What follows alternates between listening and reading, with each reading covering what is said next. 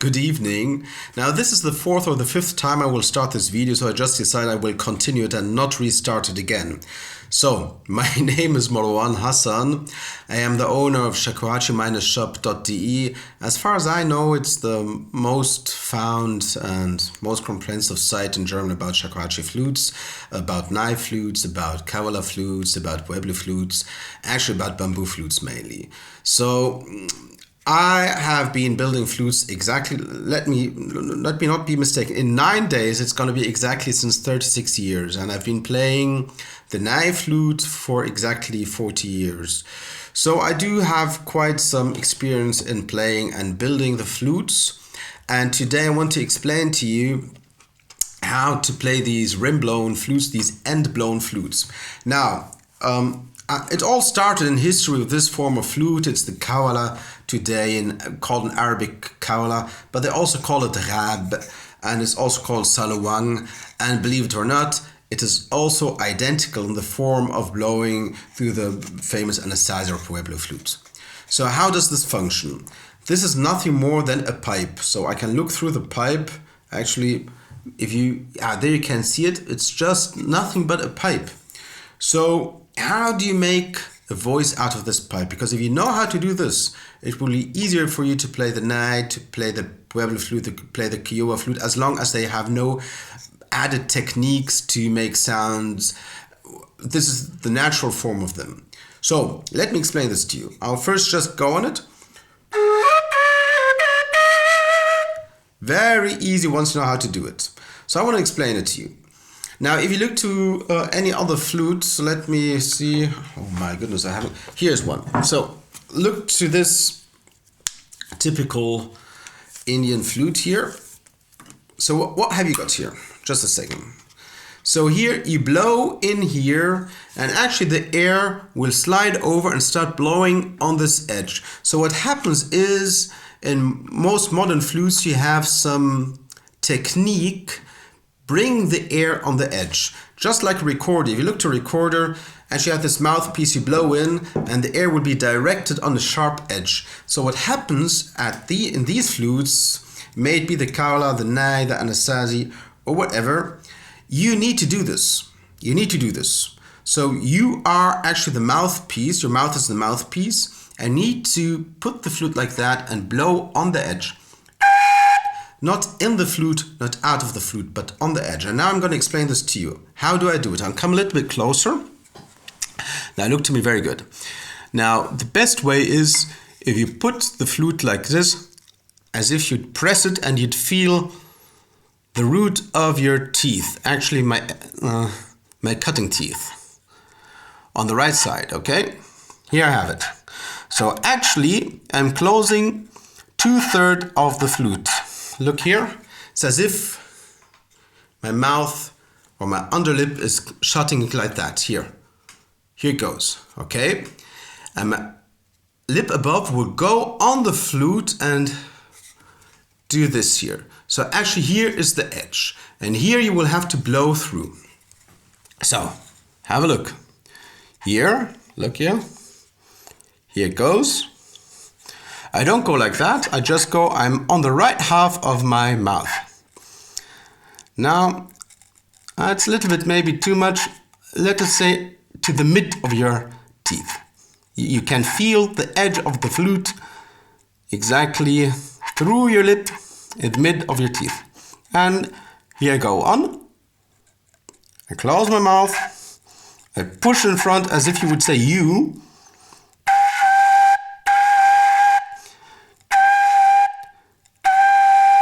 Now my upper lip doesn't take the whole flute in, but I just lean on the flute.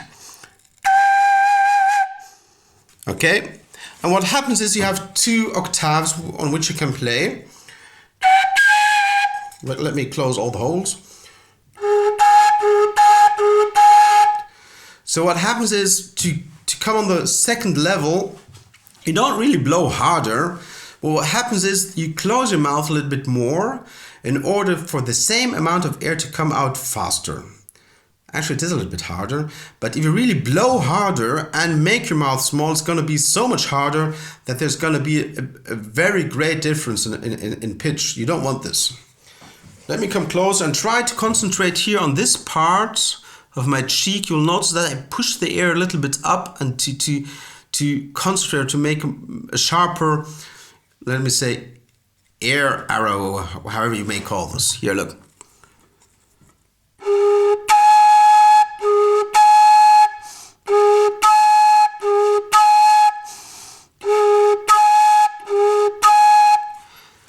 I don't know if you really can see this on the video, but this is how it functions.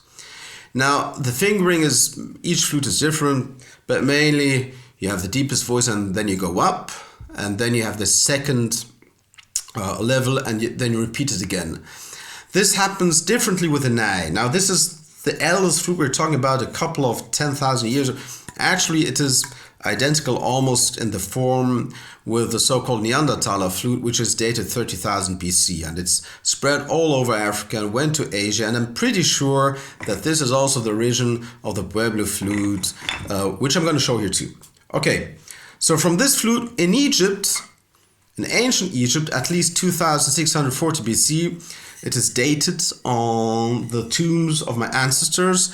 They have been playing the Nay. So where's the difference between the Nay and the Kawala actually? The difference is that in the Nay, the center of the holes is here, the thumb hole.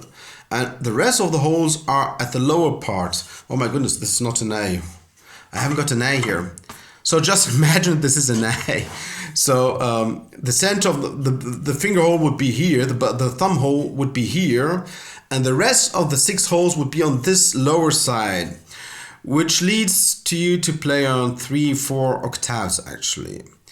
So the voice is the same technique.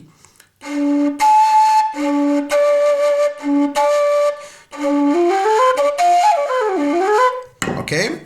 So this is actually a flute I developed. I call it the Anasazi. I'll make a separate video on this one. So let's have an excursion to Asia.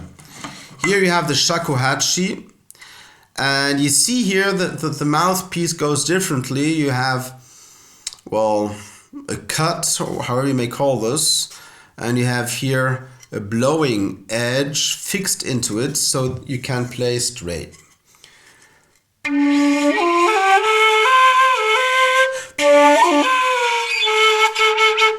So actually you can imagine that this ancient flute, the Kawala, came to Asia because it's still played also in Asia actually.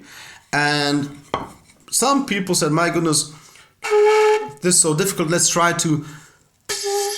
it doesn't function yet. So you start here cutting the edge off until you reach the shakuhachi.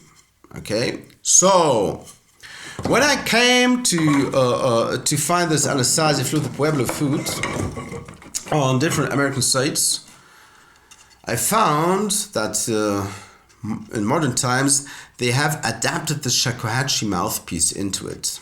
Okay, so at the end to play it like that. Wait a second. Yeah.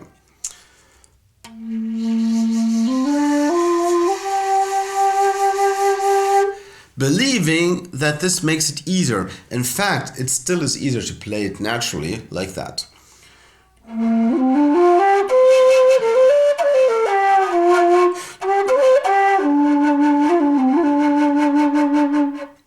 Okay? So try to practice to play this, whatever you may call it, nice style, Kawala style, or edge blown style, or whatever. So you try to have here an angle of 30 degrees and you start playing like that. Now I want to show you some techniques to have various voices out of it. Now I'll take this Anasazi of mine and I'll show you something.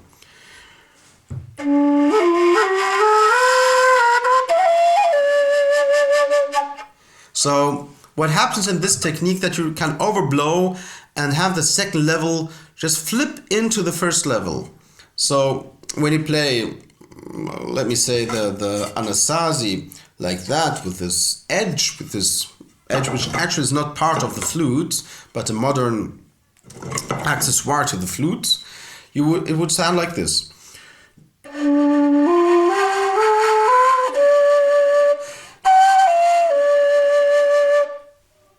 okay?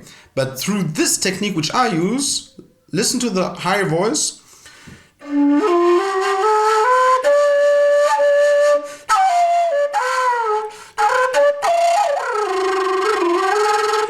So I can really put lots of variations into it.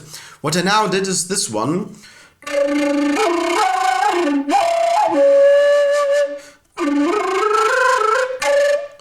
Actually, what I do is I try to say this German R, not R, R. And now that the voice, you don't say R. If you say an A, and you put the R in it, it's going to be R. So take the A away, it's going to be. It's only the air. And this, I don't call this vibrato, which actually you do in your throat. So if you put the air in like that, this is going to come out.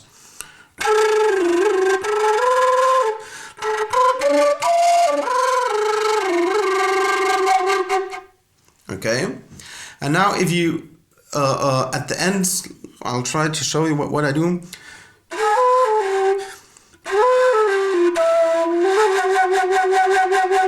So I jump between both levels. Okay. Furthermore, if you play in this form, having the Anasazi or Pueblo flute, or however you want to call it, having this shakuhachi form put into it, which is not the natural form, you always are fixed to this position. You cannot move the flute so much. Okay, in shakuhachi, the kari and the meri, and you can raise and lower a little bit, but don't have the flexibility you have in this style. Now look how far I can bend the voice.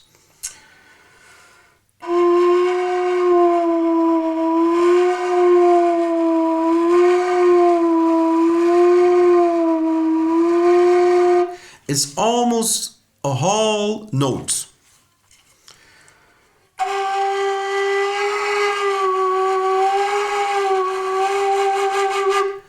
What happens when musicians tell me I need a flute? Hey, Lord of the Rings, the musical, actually, the piece called Gandalf's, I don't know what.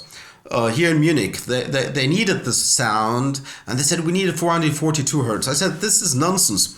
I'll just make it 440, and all what you need to do is to move it 2 degrees to the right, and it'll go up to 445, or you'll go down to 335. So pretty free, you can move in with all tunings you can imagine, once you know how to do this. So try to train this. And of course, you can always write down in a comment, and if you don't understand anything, just write to me and I would be more than glad to explain this to you.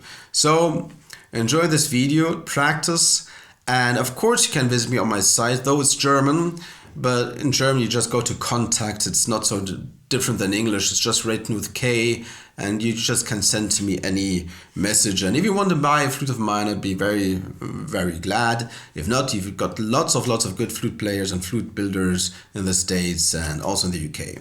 Thanks and goodbye.